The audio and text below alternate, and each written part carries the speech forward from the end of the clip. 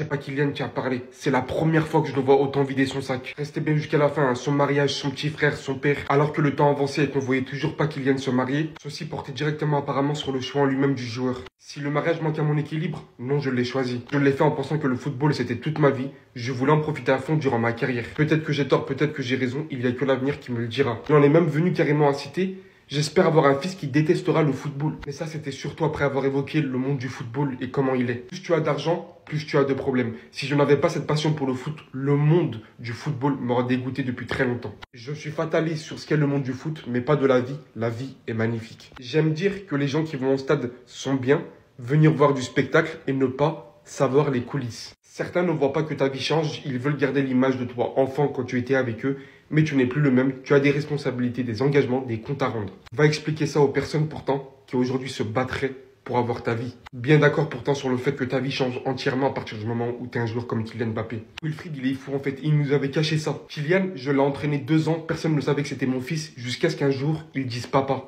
Un jour, j'ai eu un dérapage avec Kylian, une fois il en a rigolé plus tard, moi aussi désormais. J'avais gueulé et j'avais tout mélangé, le père, l'entraîneur. C'était à la mi-temps d'un match, il était surclassé, il était redescendu car on n'était pas bien au classement. Il avait 14 ou 15 ans, il était déjà à Clairefontaine, une période où il travaillait son pied gauche et il travaillait le pied gauche pendant le match. Je lui dis: eh oh, on joue notre survie nous, il rate plein de choses et on perd 1-0 à la pause. Et c'est là, que Kylian soit petit ou pas, moi, colère noire, 15 minutes de causerie, je lui parle pendant 13 minutes, enfin je parle, je gueule, je tape dans le pare-bord et tout. Lui ne réagit pas, je suis son père et son entraîneur. Au final, il met 2 buts, on gagne 2-1.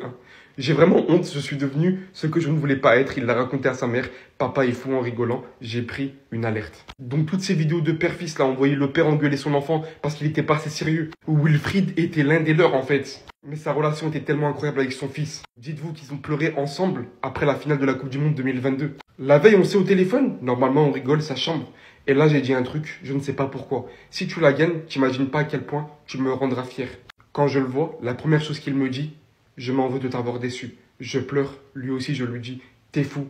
Tu m'as comblé depuis que tu es né. Le monde du foot est tellement cruel qu'aujourd'hui, il est content qu'Ethan Mbappé, donc son petit frère, soit milieu de terrain et non pas attaquant comme lui, pour pas qu'il soit tout le temps comparé avec lui. Aujourd'hui, il a fini avec la prochaine Coupe du Monde dont il en rêve, persuadé que l'équipe de France actuelle est la plus talentueuse, qui a le plus de potentiel, maintenant la plus forte. Il sait pas. Maintenant, il rajoute qu'ils doivent tout simplement se déchirer. Il y a encore d'autres sujets intéressants, je vous invite à aller la voir directement, mais cette facette de Kylian Mbappé, vraiment, ça fait plaisir à la voir. Les gars, je sais qu'il y en a plein qui l'aiment pas, Kylian Mbappé.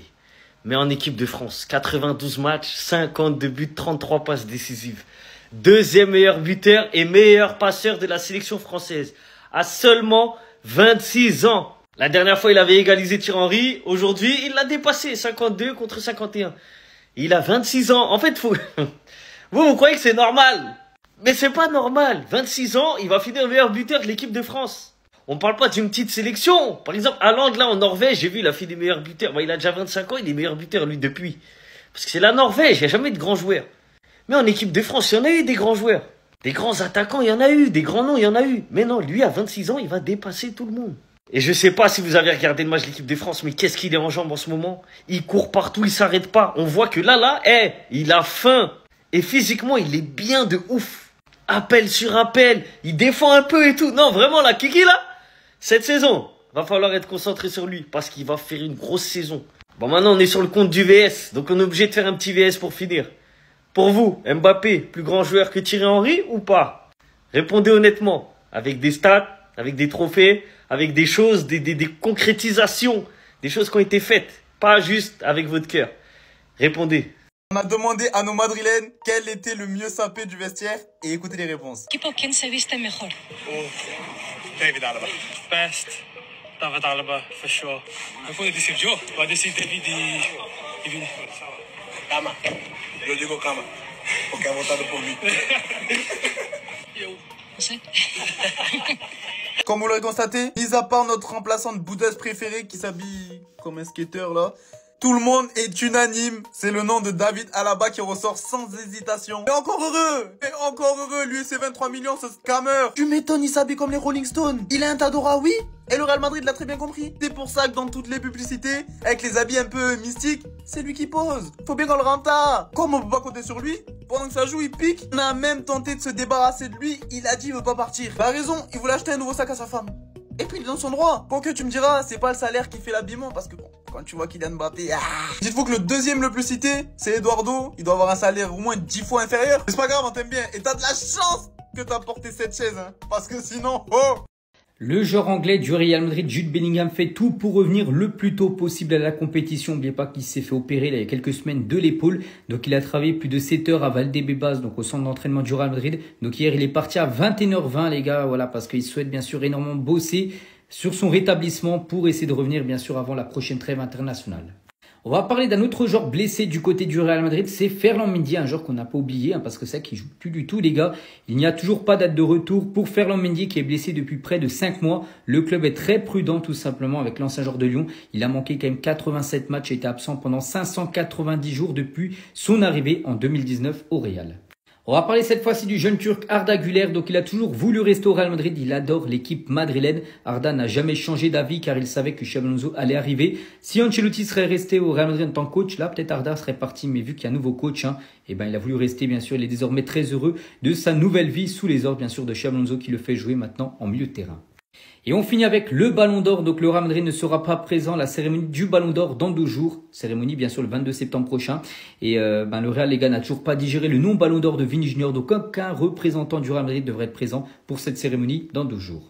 Ça veut tout dire en fait là. Donc Mastantuono vient de récupérer le numéro 10 de Messi. Il a fait ses débuts avec pour la première fois cette nuit, ce qui peut signifier de une que Lionel Messi avec l'Argentine c'est bel et bien terminé définitivement et qu'il n'y aura pas de Coupe du Monde pour lui. Et je parle même pas du fait que les supporters sont en train de délirer suite au fait que ce numéro a facilement été donné à Mastantuono. Alors qu'à la base, même après la retraite de Messi, on parlait de conserver ce numéro, l'attribuer à personne. Maintenant de voir qu'un aussi jeune joueur le récupère facilement, qui n'a rien prouvé. Et en plus de ça, la rigueur où tu le donnes. Certains supporters sont frustrés vis-à-vis du fait qu'il y a des joueurs en priorité. McAllister, Lautaro Martinez, Julián Alvarez. Mais je vois qu'une seule possibilité dans tout ça. Comme je l'ai vu depuis le premier jour. Il voit le potentiel en ce joueur. Mastantuono, qui est venu tout arracher. Bon, malheureusement, c'était le mauvais moment. L'Argentine perd 1-0 cette nuit. Mais bon, comme le Brésil d'ailleurs. Mais ils ont directement vu le potentiel envers le joueur. Ils ont dit lui, c'est le profil qui peut le plus se rapprocher de Lionel Messi dans l'avenir. Se rapprocher bien évidemment, parce que faire comme Messi, vous avez compris, ça sera beaucoup plus que compliqué. Le comportement du Real Madrid depuis 2 ans autour de la cérémonie du Ballon d'Or, c'est vraiment un comportement d'enfant pourri gâté.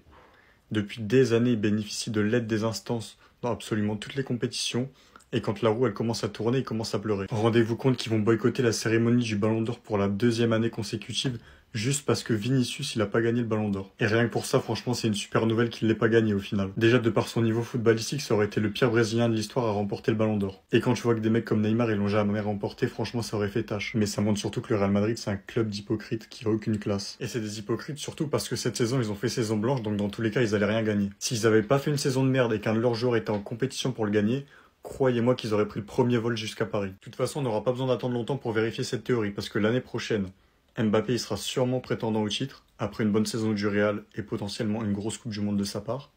Regardez-les bien quand ils vont prendre toute la délégation du Real Madrid pour venir à la cérémonie. Et c'est pas que le Real Madrid en tant que club qui a ce comportement, c'est aussi les supporters du Real. Ça fait 2 ans que tu les entends tous dire que le Ballon d'Or il a perdu sa crédibilité, ils font comme Ronaldo et commencent à pleurer. Par contre, c'est les premiers à faire une propagande pour leurs joueurs. Rien que cette année, ils ont réussi à refaire une propagande Mbappé alors qu'il a fait une saison de merde. Moi je pense que France Football il devrait prendre des mesures concrètes contre le Real et les bannir carrément du trophée, pour bien leur faire comprendre qu'ils peuvent pas continuer à se comporter comme ça.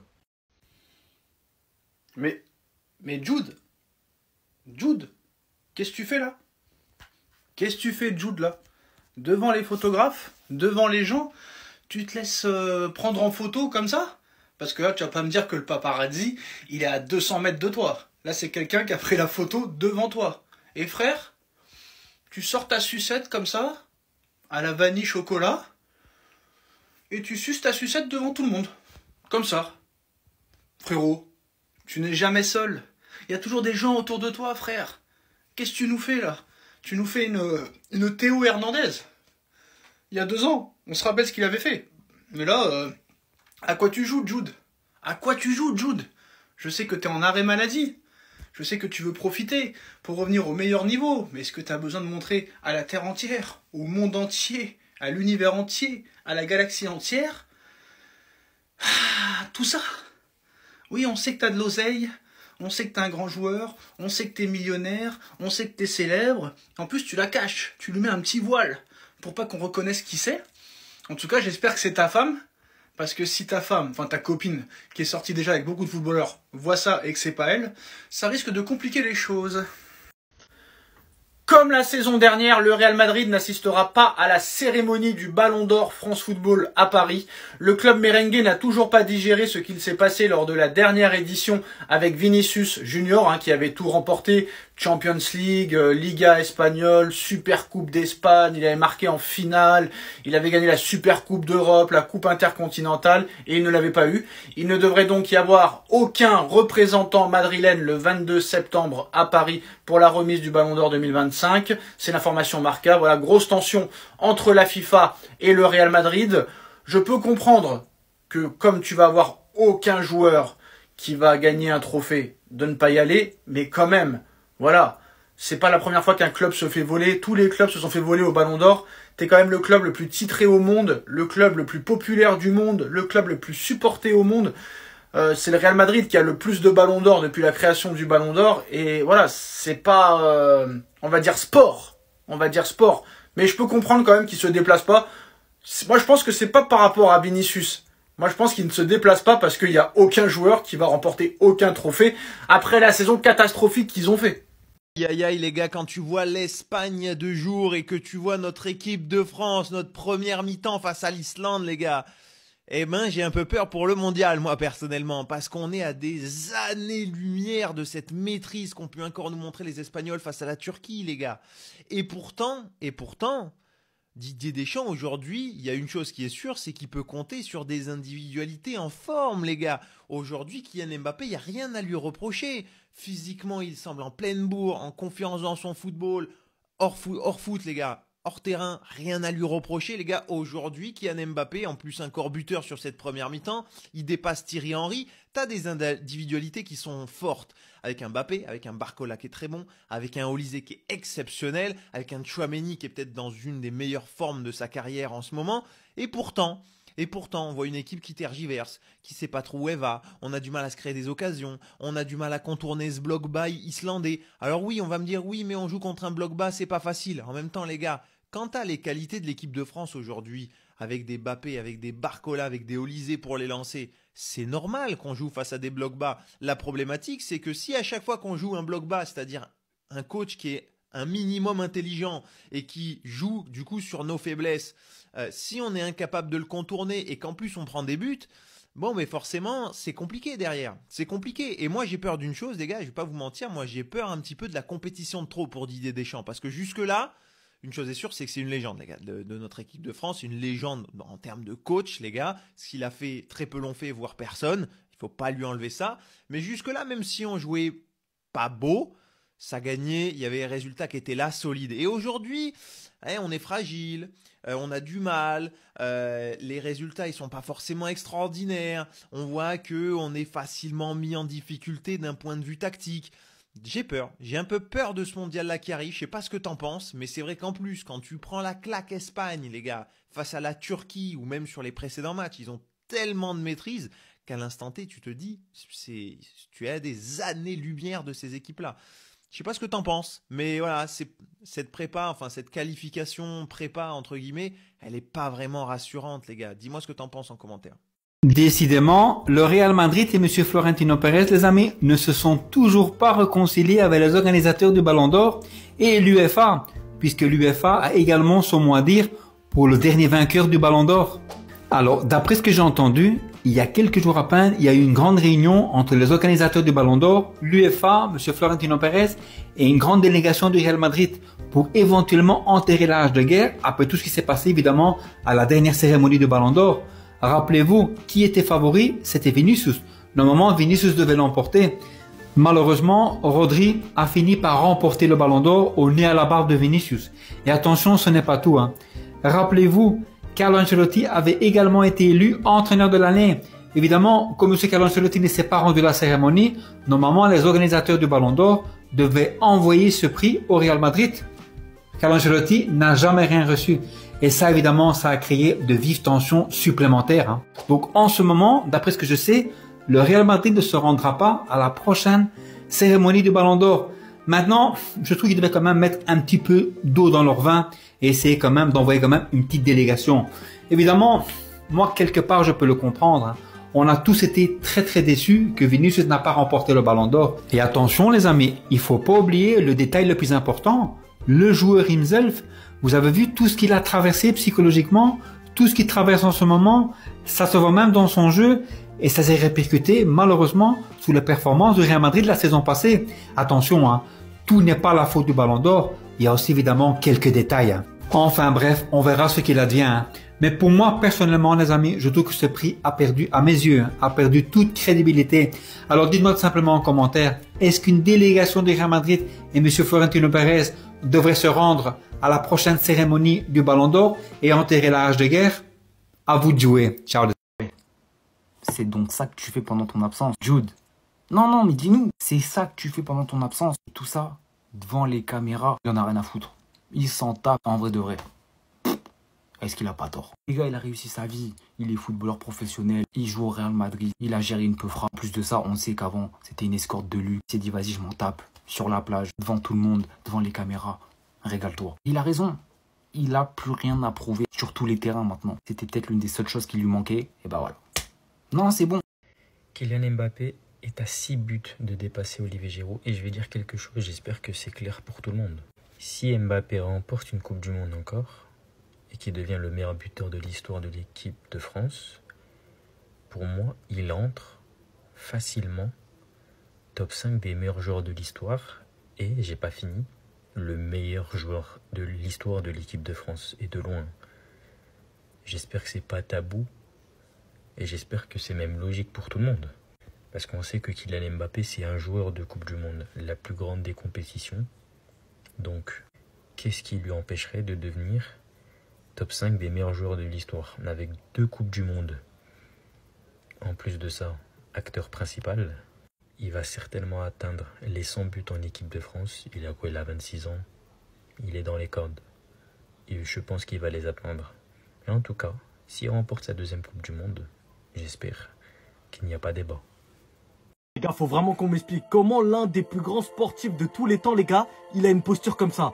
Non mais c'est pas une dinguerie. Je pense que j'ai même pas besoin de décrire, les gars, l'athlète qu'est Lionel Messi, même en tant que pro Ronaldo. Mais quand on se dit que c'est l'un des plus grands et que tu vois sa posture, tu te demandes en fait comment c'est possible que ce mec-là, il a joué en pro. Comment on en arrive au fait que malgré des médecins, malgré tous les entraînements, malgré tous les coachs qu'il a eu, il arrive à tenir une posture comme ça. Ça, normalement, les gars, je vais à la médecine du travail de mon taf. C'est moi qui suis dans ce cas. T'as vu ou pas? Si je fais du sport, c'est impossible que je me tiens comme ça. C'est la Dex Prime, les gars, qu'on aura tous à force de traîner sur les écrans. Mais Lionel Messi, les gars, qui a frotté le bitume, qui a frotté les terrains pendant plus de 15 ans, il a la même posture que nous. Qu'est-ce qui nous différencie de Lionel Messi, en fait? Non, parce que là, faut me dire. Ça me fera toujours autant rire, les gars, de voir des mecs comme ça. Être comme nous, finalement. En vrai, de vrai, les gars, qu'est-ce qui différencie Messi de nous? Non, je rigole, il y a beaucoup de choses, en fait. Moi, je fais confiance à Lionel Messi, les gars. Si j'ai une posture comme ça à l'âge de 25 piges, 30 ans ou quoi, c'est normal. Parce que l'ancien, il fait des dribbles, il arrive à courir, il arrive à faire tout ce que nous, on ne pourra pas faire, malheureusement, parce qu'on n'a pas ce talent, les gars, par rapport au foot. Hein. Oh, les gars, Alex Padilla qui a des dossiers sur Lamine Yamal qui pourrait mettre fin à sa carrière. Et elle est à 2 doigts de le révéler, les gars, parce qu'ils n'arrêtent pas de spammer Nicky Nicole. Écoutez. Dejar de poner ese nombre, sinceramente no. Lo puedes quitar, cuidado esto. Quítalo, está bien, David, no para. Si yo hablara. A ver. Si yo hablara, el mundo se cae. Se cae el mundo. Pero a veces es mejor mantener la boquita cerradita. Nunca es infiel. Donc là, t'es en train de me dire, dans le plus grand des calmes, les gars, Alex Padilla, en live ce matin même, elle a réagi au fait que tout le monde dans le chat, les gars, il spammait Nicky Nicole, et qui est la nouvelle meuf de Lamine Yamal, pour lui foutre la haine. Et regardez ce qu'elle a répondu, arrêtez de mettre ce nom. Si je parlais, le monde de Yamal s'écroule, le monde tomberait. Et je pense que vous avez très bien entendu, les gars, le ton condescendant et moqueur qu'elle a employé. Parce qu'elle connaît des vérités, les gars, on sait pas. Mais parle, Alex Padilla, nous on veut savoir. Moi, je n'ai jamais été l'infidèle dans notre couple. Alex Padilla qui vient de dire haut et fort, les gars, que Lamine Yamal, c'est le P. Diddy qui pensait. C'est le disciple de Lamine Yamal. Mais est-ce qu'on va s'en plaindre? Non, les gars, il est jeune, il est inconscient, c'est normal.